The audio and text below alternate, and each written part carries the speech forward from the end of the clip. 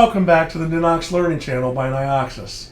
My name is Andy. I'm a Ninox programmer and trainer at Nioxis Corporation.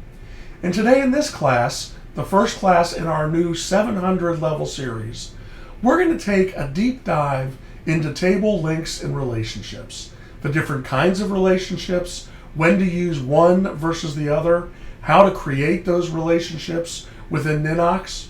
All of those details are going to be covered in this class. Now, you may remember, if you've been with us for some time, our 300 level series, notably classes 300.01, 02, and 03.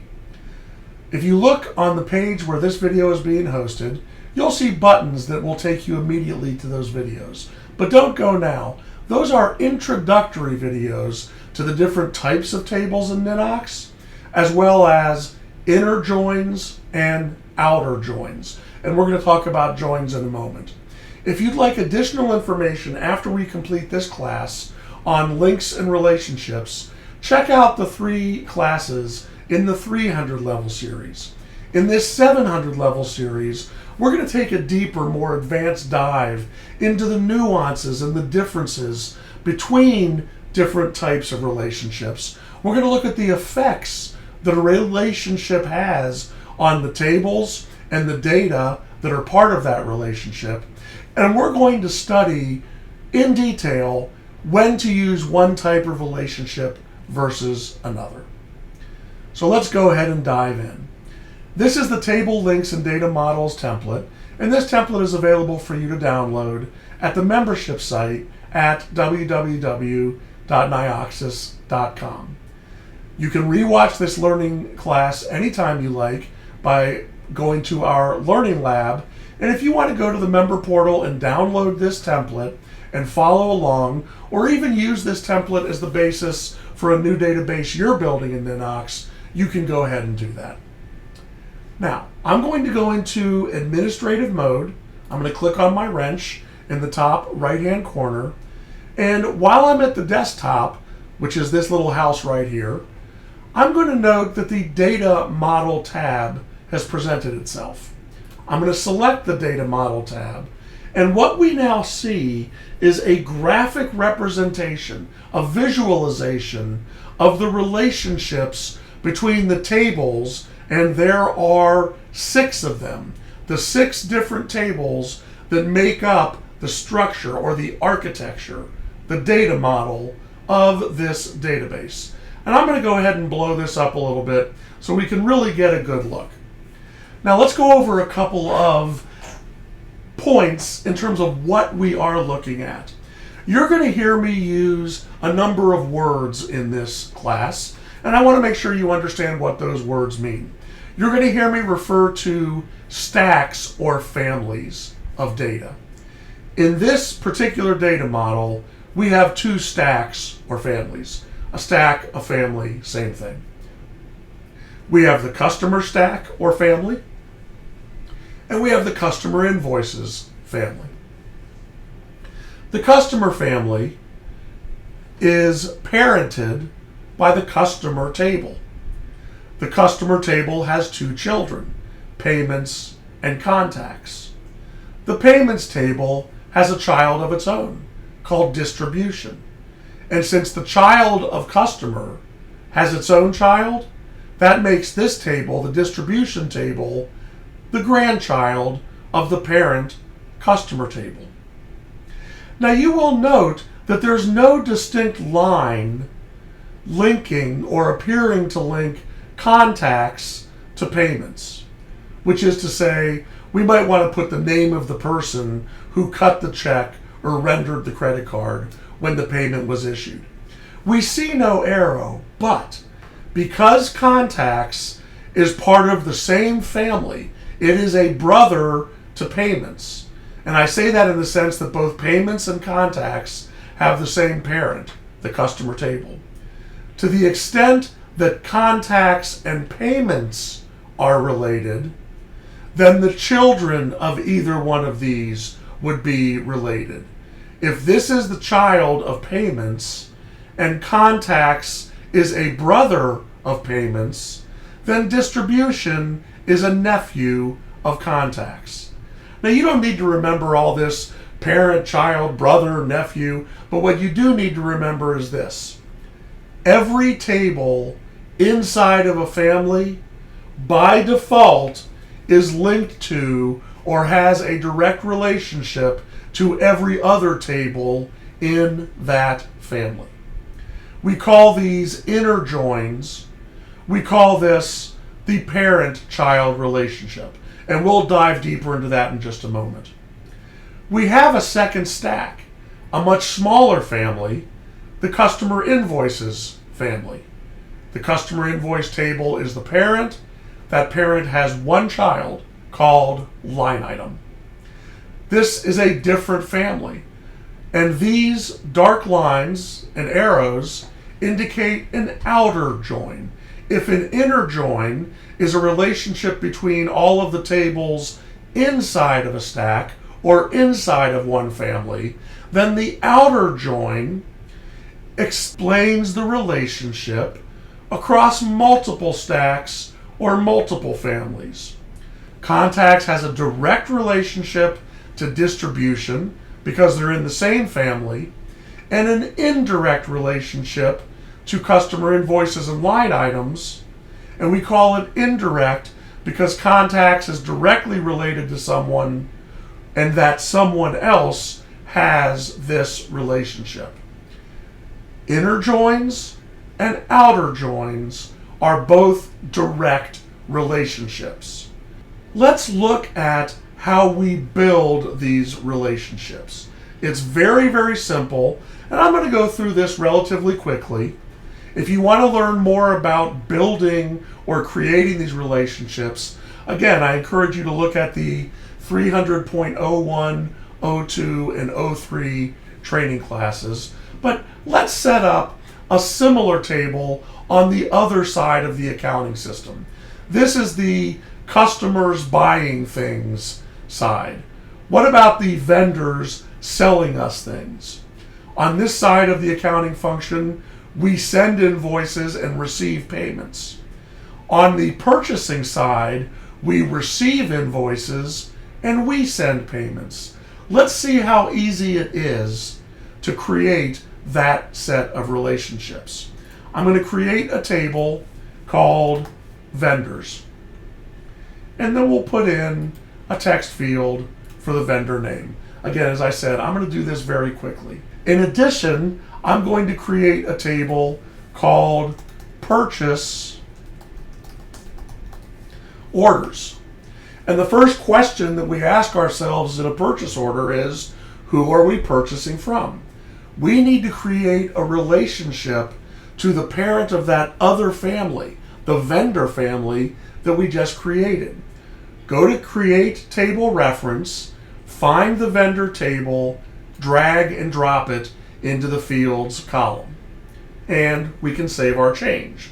Now we see that purchase orders is linked to vendors. And of course, if purchase orders is linked to vendors, then vendors is linked to purchase orders. Now we know how purchase orders got linked.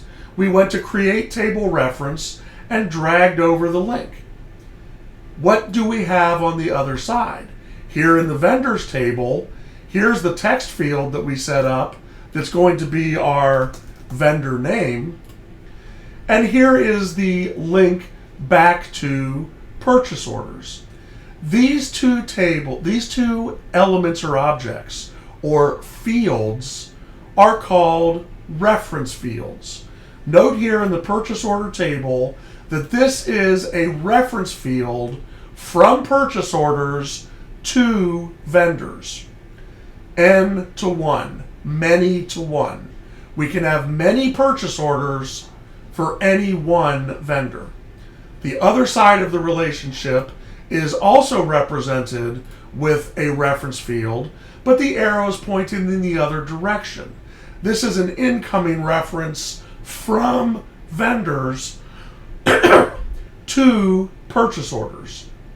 1 to N, 1 to many. one vendor can have many purchase orders sent to them.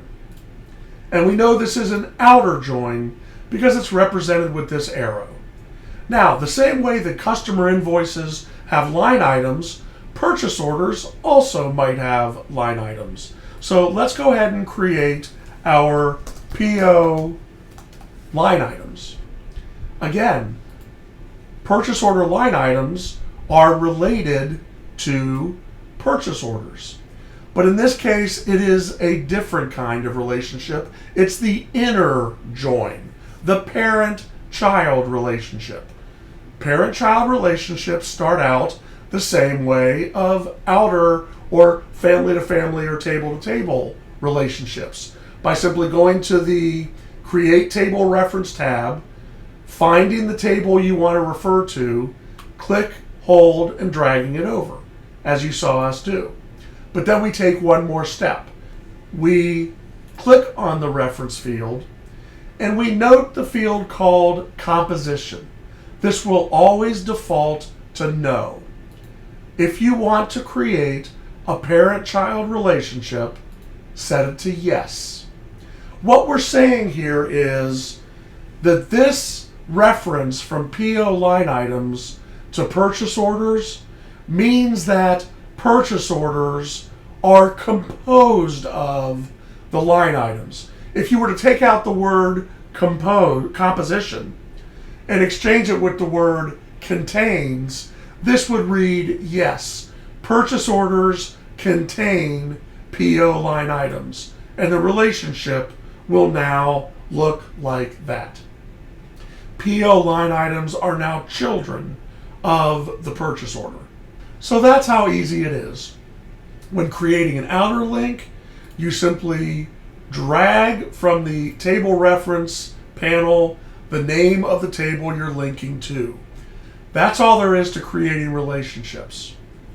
Now, what I would like to do for the remainder of this class is talk about some of the nuances of these two relationships. When to use the parent-child or the inner join versus when to use the outer join. And what are the ramifications of the different kinds of relationships? Now, in our next video, in the 700 series, which will be video 700.02, we're going to study a unique type of relationship, which is the many-to-many relationship, or what we call a triangulated or cross-referenced relationship. That'll be our next class. In this class, we're going to focus on one-to-many or many-to-one relationships. Many purchase orders can be linked to a single vendor. One customer might receive multiple invoices. Many-to-one, one-to-many. The many-to-many relationship we will cover in great detail in our next class. Now let's talk about some of the nuances, some of the characteristics of these relationships. The first thing is what we call the other side of the bridge. Think of this as a bridge, a link that connects the purchase order side to the vendor side. If I go in and look at purchase orders, I can see that I can select the one vendor to whom I'm cutting this PO. But on the other side, if I go to the vendors, I see this list of all of the purchase orders that were sent to this vendor. It's up to you to decide if you need or want to see both sides. If you don't want, for any particular reason, this list of POs to display whenever you bring up the vendor file, you can simply go under More Options and under Display Field Only If, enter Null, N-U-L-L, all lowercase. This will make that element or object disappear. But the thing to remember is we didn't manually create that object. That object exists because we went to the purchase order table and established a relationship to the vendor. When we have these one-to-many relationship, I can create many POs, but each of those POs will be linked to only one vendor. We see the plus and the glass, or the magnifying glass. You can click on the plus sign, or you can click anywhere in the white area of the vendor field to pull up a list of vendors. Now in this case I haven't created any vendors, so I'm going to demonstrate this on the other side, the customer invoicing side. If I create a new invoice, I can click on the magnifying glass, or I can click on any area in this white space to bring up a list of my customers. And I'll go ahead and select Rolls-Royce Limited. This displays the name of the customer that I picked. It displays Rolls-Royce Limited. This reference field does not contain Rolls-Royce Limited. It contains the ID number of the record that is the customer record for Rolls-Royce. Let me show you what I mean. We emptied out or unlinked these two tables. I click on the blank area and we see a pop-up listing showing me all of our customers. We also see in chronological order from low to high the unique ID numbers that were created by Ninox when each of these customers was created. If I select, in this case, Bentley Motor Cars, which happens to be customer number 8, I will see Bentley Motor Cars in the field, but the field will contain the number 8. Why is this important? Because if I want to refer back to this field and extract the contents of this field, I'm going to get the number 8. I am not going to get Bentley Motor Cars. Let me show you what I mean. If I create a formula anywhere in Ninox that relates to that customer field, it is bringing back what is actually stored in the field, the ID 8. On this particular screen, it will represent the contents of the selected record by name.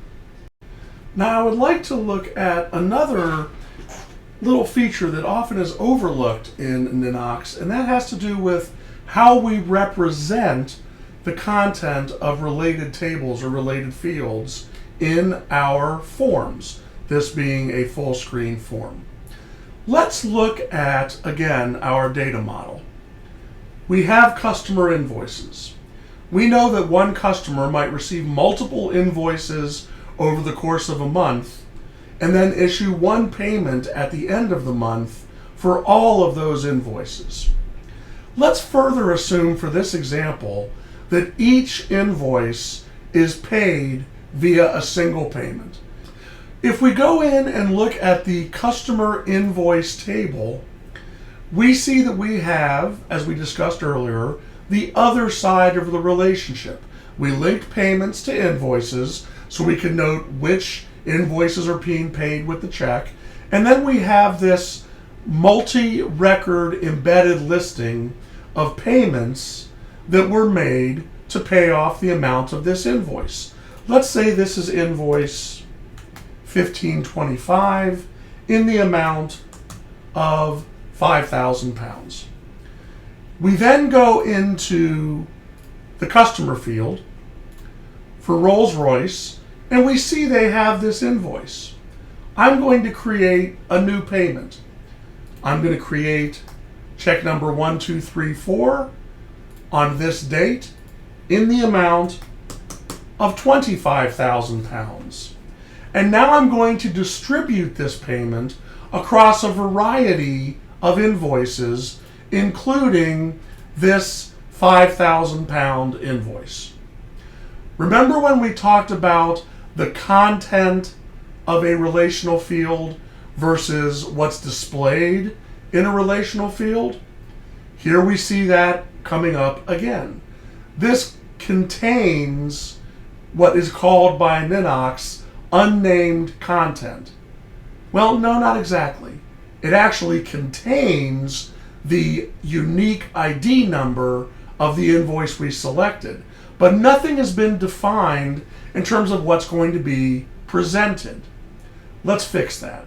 Let's go in to the characteristics of this reference field, click on Show As, and open up the invoice table and select the invoice number.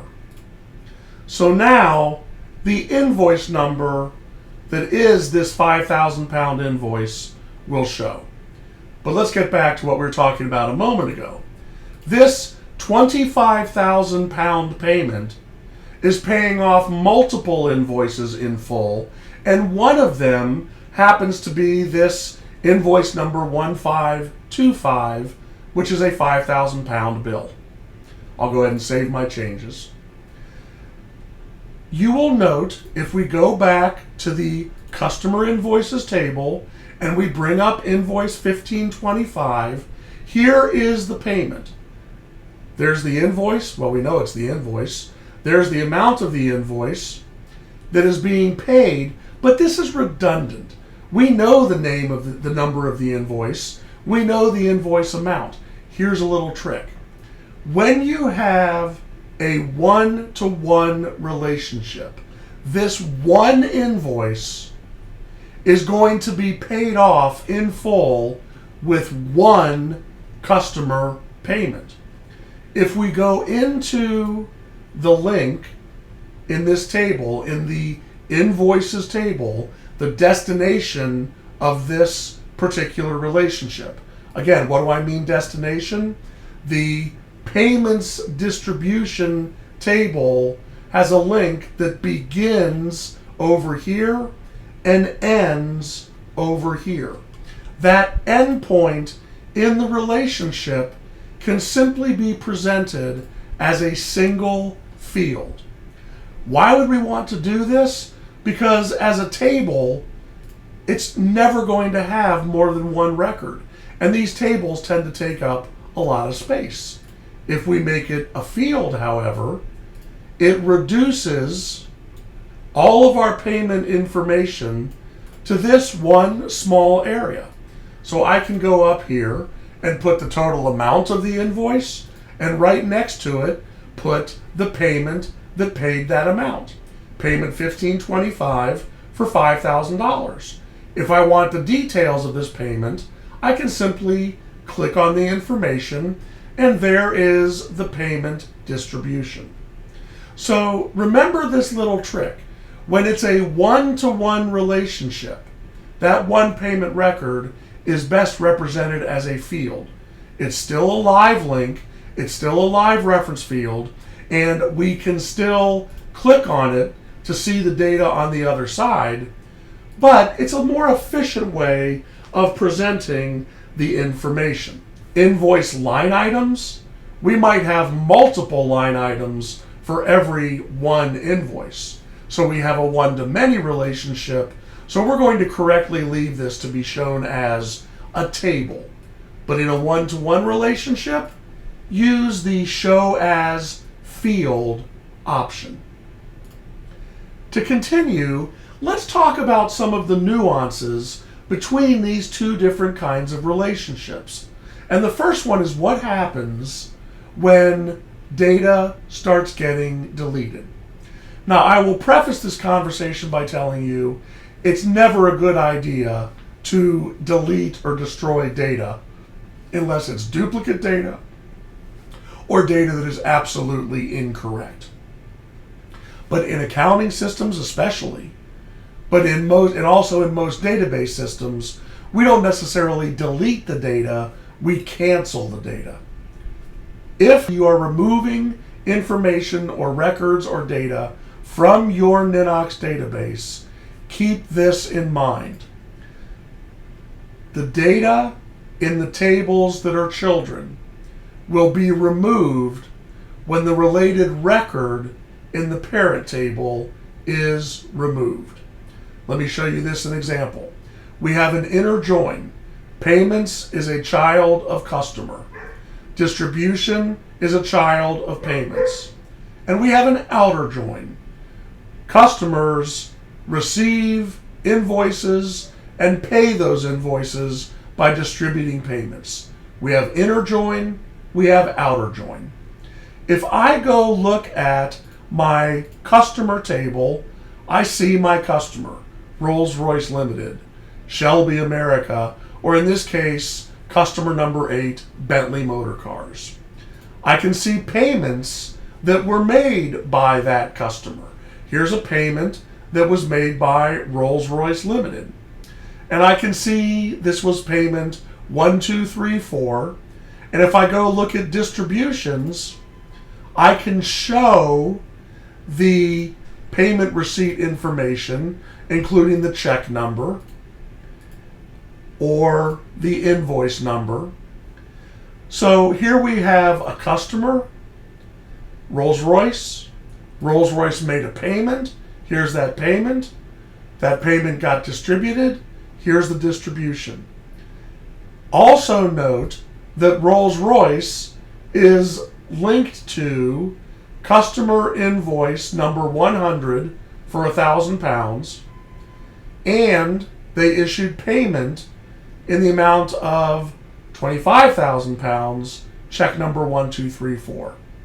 Why is all this such a big deal? Watch what happens when I go into Rolls-Royce and delete this parent record. The parent is now gone, but in addition, the payment and all payments that parent made, those are gone too. Distributions of those payments are all gone. All records in any table that is a child of the table where the record is being deleted, all those child records will go away immediately. Consider, however, the outer join. If I go look at customer invoices, customer invoice 100 for £1,000 still exists. Now there's no indication who the customer was, but the invoice itself does still exist. So this is important to remember if you are deleting information. Now what happens if we have all of these contacts? I'm going to go into the Ferrari Racing customer table and I'm going to create 2 contacts. Enzo Ferrari, the founder of the company, and Alfredino Ferrari, or as they called him, Dino, the son of Enzo. We will note, if I go look at the Ferrari parent table, I see 2 contacts. If I go look at the 2 contacts table, I see Enzo and Dino. Now, I may want to delete the parent record, but retain these 2 contacts. Maybe they left Ferrari Racing and went to work for the other company, Ferrari Motor Cars, which is the non-racing division. The contacts still exist, but the parent is going to change. All we have to do is go to the parent table and bring up the data model of that table. Here we have customer contacts, and I'll just put the ER in there so it's spelled correctly.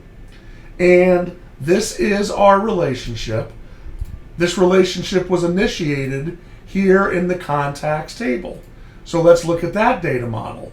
And here is the reference field from contacts to customer. And composition is set to yes, making it a reference field that is a parent-child reference. Change the composition to no. Save your changes, then go in and delete the parent. I'm going to delete Ferrari Racing. If I go look at my customer contacts, which is now no longer a child, both Enzo and Dino still exist. But the parent customer name is now blank because their original parent has been deleted. I could now go in and create a new parent, which would be Ferrari Motor Cars, which is the non-racing division of the Ferrari Corporation. And now I could go in and retroactively link these contacts to this new customer. Now let's look at how we do this, because very often you need to be able to retroactively create a relationship between a child that already exists and a new parent. Think about this. The children existed before Ferrari Motor Cars existed. Well, that really can't happen. A child cannot pre-exist its parent.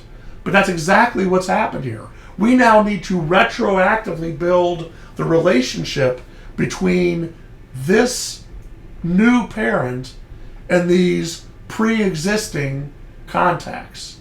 How do we do that? Very simple. Let's go get the code of this particular new parent. It is code or record ID number 11. Let us now go over to this contacts table.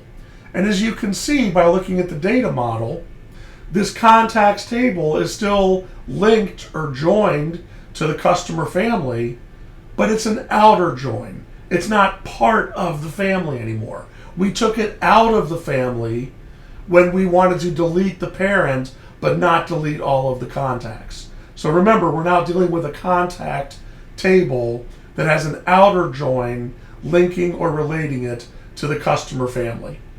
What we're going to do, keeping in mind that the new parent is record number 11, is go to the contacts table.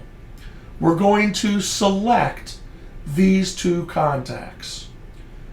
In administrative mode, we're going to go under the actions gear and select update multiple records. And here is the customer field in the contacts table that says this is the name of the parent for this child contact. We are retroactively naming the parent of the child that in this case pre-existed. We're going to assign a constant value. And what do you suppose that value is going to be? Is it going to be Ferrari Motor Cars? No. Because remember, Ferrari Motor Cars is merely what is displayed identifying the parent record. What we actually need to do is identify the parent record, and we do that via its ID, which in this case is the number 11. We click Next, we click Execute Update, and there we have it. Enzo and Dino Ferrari are now linked to their new parent, Ferrari Motor Cars. And if I go to the customer table and bring up Ferrari Motor Cars, there are the children contact records. Let's return now to our desktop and consider a few other things in this discussion of table links or relationships. Remember, I told you that here we see a direct outer join relationship between distribution and customer invoices. A direct relationship because the arrow starts directly with distribution and ends directly at customer invoice. Remember, I also told you that any table related to this distribution table will have an indirect relationship to any tables related to this distribution table. Since distribution is directly related to customer invoices, customer and payments are indirectly related to customer invoices. And this is where I want to introduce the next concept for discussion, and that is the path. How do we get from one place to another? We follow a path. How do we define or map out the path that enables us to represent customer invoice data in the customer screen, since the customer and the customer invoice is an indirect relationship. Or let's go even one step deeper. I want to show line item data on the customer table. Customer is directly related to distribution, which means customer is indirectly related to customer invoices, and customer invoices has a child. So I need to go through my grandchild to the parent of another family to get to the child of that parent. That's a pretty long path. I go from customer to payments, payments to distribution, distribution to invoices, invoices to line item. It's easy to see the path, but when we are writing code or formulas that need to utilize this path, we want to make sure we define it properly. Now, the way we're going to do this is go to the customer table. And what we want to do is show a relationship, show the content, all the invoice line items, which shows us everything we've bought on a customer by customer basis. We have this customer invoice here. We can go ahead and show our customer name. And for example, I want to show the line items for this invoice to Bentley Motor Cars. So here we see the line items for this particular invoice. And we want to display these line items on the customer table itself. The customer table currently shows us our invoices, but what we really want to see are the invoice line items. So we've gone ahead under the layout element table and selected our view, and now we're going to build the path from this, the customer table, to the invoice line items table, and all of the content at the end of that path is going to appear in this view, in this window. So let's go into this customer, and here we see the invoice. Let's build the path to the invoice line items table. We have embedded a layout element, which is a view. We go into the formula for this view, and we enter this formula. We create a variable called X, capital C-U-S-T, which is the ID of the current customer we're looking at. And then we define the path. Select the line item table. In that table is a reference field called customer invoices, left paren sales, right paren. That points us to a table, which is in fact the customer invoice table. In that table, there is a field called customer, which contains the ID of the customer that was billed for that invoice. And we want to see all line items of all invoices where the customer being billed is the customer we're looking at right now, where these two customer IDs are equal. Remember, this customer field shows the name of the customer, but contains the ID of the customer. And let's see what happens. We click OK, we save our changes, and sure enough, here are the line items of this invoice. Now, it might be helpful to go into this embedded view and actually include the invoice number in our view. So we'll have the invoice number, item, quantity, unit price, and line total. And there is our view. What happens if we add another invoice? Very simple. So here we have a new invoice for these two line items. If we go back to the customer table, select our customer, we now see the two invoices, 1525 and 9874, as well as all of the detail, all of the line items for those two invoices. In this case, the 3 line items of invoice 1525, the 2 line items of invoice 9874. And that's where we're going to end today. Remember what we've talked about here in this class: the inner and outer joins, the stacks or families of tables, the family relationships, the direct and indirect relationships. We talked about things like the path, and we discussed how we can utilize data in one table when viewing a form in another one. Keep in mind that there are additional videos and additional ways for you to learn about all these different table concepts in Ninox. You can go ahead and check out videos in our 300 series. There are 3 of those. Or you may want to consider checking out the Ninox User's Manual by Nioxis.